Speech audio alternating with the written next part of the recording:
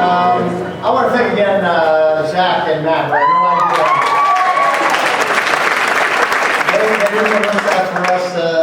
There's the last minute. So beautiful. Zach brought that in. We do after the Shakespeare scenes or the plays of the Restoration. I have my guys do some personal projects. Zach brought that in with Matt and wowed us, and I had him do it again.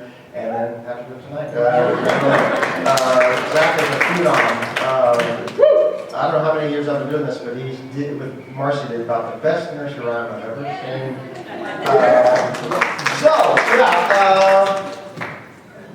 Every year I give this speech, or a speech, I should say. And this year I was thinking, maybe I should have a contest to see what superlative I would do. No, of course I didn't do that. Crazy. But all these teachers know, when it comes time to ask you at the end of an exercise, what was your superlative? Often we get that kind of like, that's right, superlative. And while what you did was great, we had an actual superlative, it bears no relationship to the thing you tell us you were going for. Of course, all these people have no idea. A superlative is a way you go about trying to get an objective. But I'm sure if you hung around these people, you're used to not knowing what they're talking about. I love those stories where people will say they've been in public around strangers, setting up an exercise in the Starbucks or something. And someone will calmly say to somebody else, we've been engaged for 6 months and you got my 17-year-old sister pregnant. And then a guy calmly says, okay. 3 years ago, my grandmother had an open casket funeral and you stole her necklace.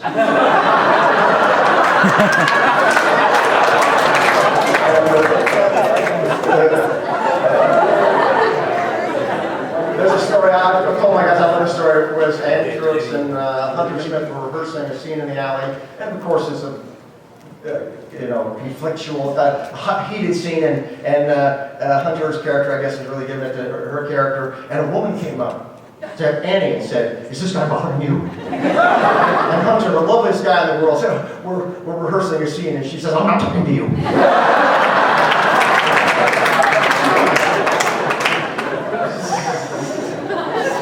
Yeah, you guys are weird.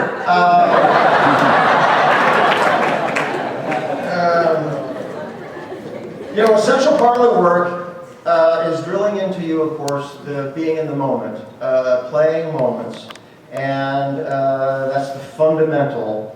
And to do that, we get you to habituate that you're doing this thing.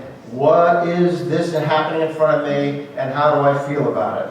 In essence, another way of saying that is, what does this mean, right? So, hopefully you're all in the moment here with us now, and what does this mean?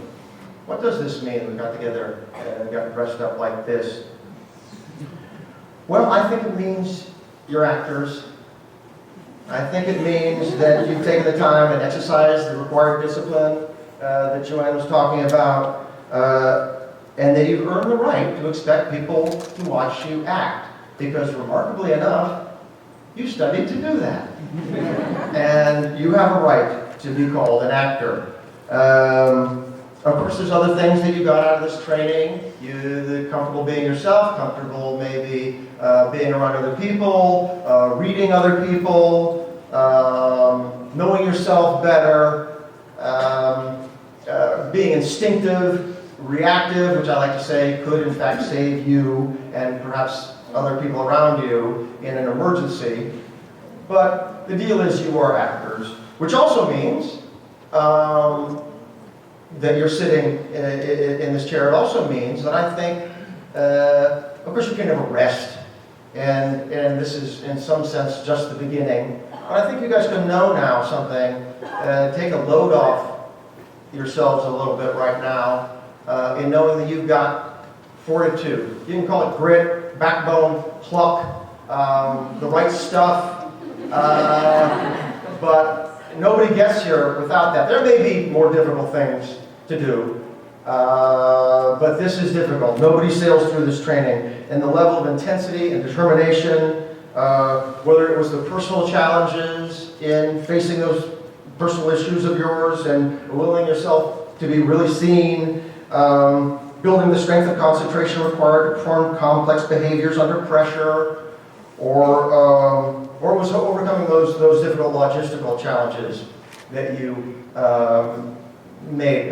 time, money. And I know you know a lot of what your other classmates went through, but you don't know everything that everybody in this room went through. And there are some amazing, heartbreaking stories of what people were willing to overcome, push through, the hurdles, the obstacles they faced, and it is a beautiful thing. And so, I mean, there's some folks in this room that are heroes, they really are. The ungodly distances that they traveled, you know, the health issues, personal issues of one kind or another. And all of you can be proud of what you did to get in that seat where you're sitting right now. And your ability to complete this shows that you do have that fortitude, and that you have the ability to meet this challenging thing, and that means you have the ability to meet other challenging things. They're going to come your way, certainly. And you have a strong heart, or you wouldn't be here. And there's no better companion in a tight situation than a strong heart. So you know that. This means you're an actor. And as you know, as opposed to what maybe a lot of people think, acting is not about dressing up and putting on. It's about stripping down and getting closer to the truth. You aren't about getting attention on yourself. You're about getting your attention off yourself. And you're not about expressing your personality. You're trying to escape from personality. And you want to know yourself, because that's your job, to know people. And maybe the only way you can ever know people is by knowing yourself, because that is your job description, to shine a light into the human condition. So you are not narcissists, you are universalists. You are not trapped in a mirror. You are on a mission. And this means you're an actor, and it means that we have done our jobs. We teachers, you gave us purpose, something for us to get up for. You know, every one of these teachers is going to tell you that we get up for a class, because you never know what these guys are going to bring. It's a beautiful thing. It can be a freaky thing, but it's so fun, and we are so proud of you guys. We do have these teachers' meetings where we sit around in a circle and we talk about you. You know, who may be falling behind, who's shaky, who's been naughty or nice. If anybody's damaged the physical premises. But this success that you have, we share also. I mean, that may sound like bragging, but there you have it. We're in on it. I mean, come on, you couldn't have done it without us.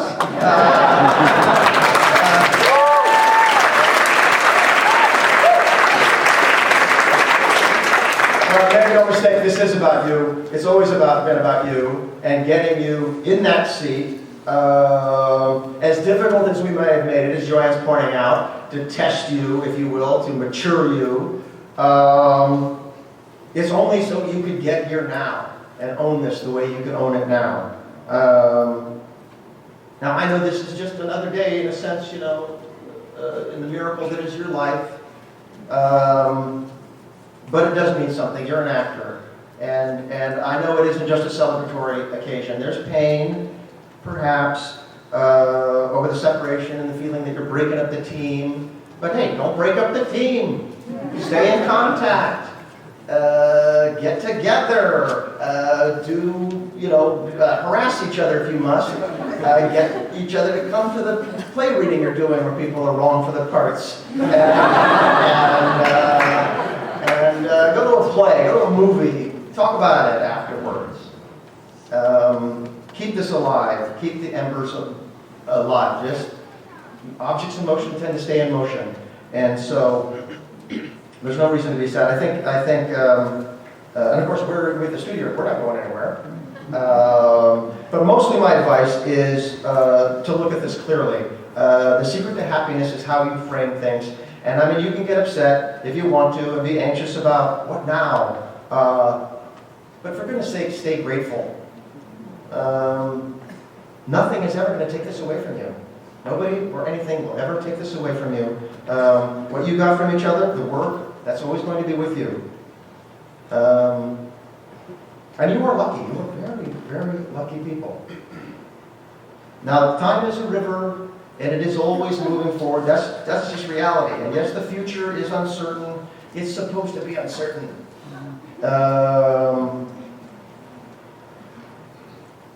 You don't need luxury and comfort. You need something to be enthusiastic about, right?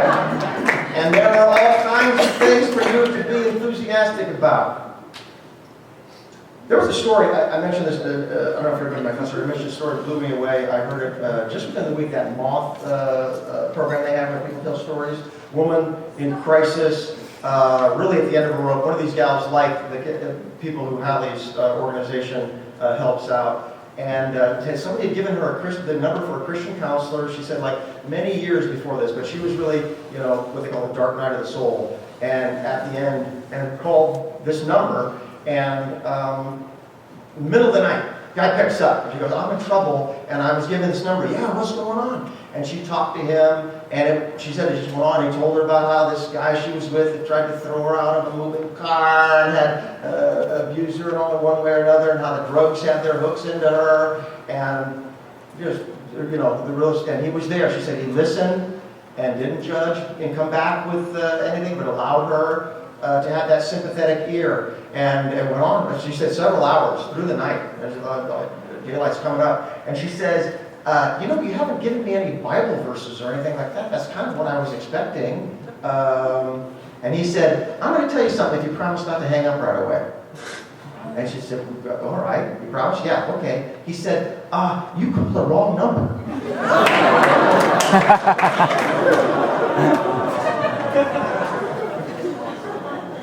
And she said it wasn't the next day, it wasn't that week, but that man made a change in her. And the way she described it, said even through a pinhole, grace can come. And maybe you guys could be that, the stranger that puts a little light in there unexpectedly. So you got the skills. You share those the best you can. And in this, tumultuous world that is so divided and filled with isolated people, you do what you can to make those connections and bring people together, as artists always have. And be free so you allow others to be free. Go deep in yourselves so that others may make deeper connections. JFK said that artists provide a touchstone for our judgment. Another president, Lincoln, made an appeal to the better angels of our nature. Well, I'd like you guys to help people welcome those angels, and you can as artists. So, there are going to be sacrifices, many more sacrifices for you to make, many more challenges for you to face. Face them bravely, face them cheerfully. There will be rejection. But don't take it too much to heart. I know that's easy to say, but no is vastly overrated. Sow seeds, and then sow more seeds. And don't care too much about the harvest. Just keep putting it out there. Keep that open heart. Keep that ember going. So I hate to end here. You know me, it's like, wait, I have one more thing.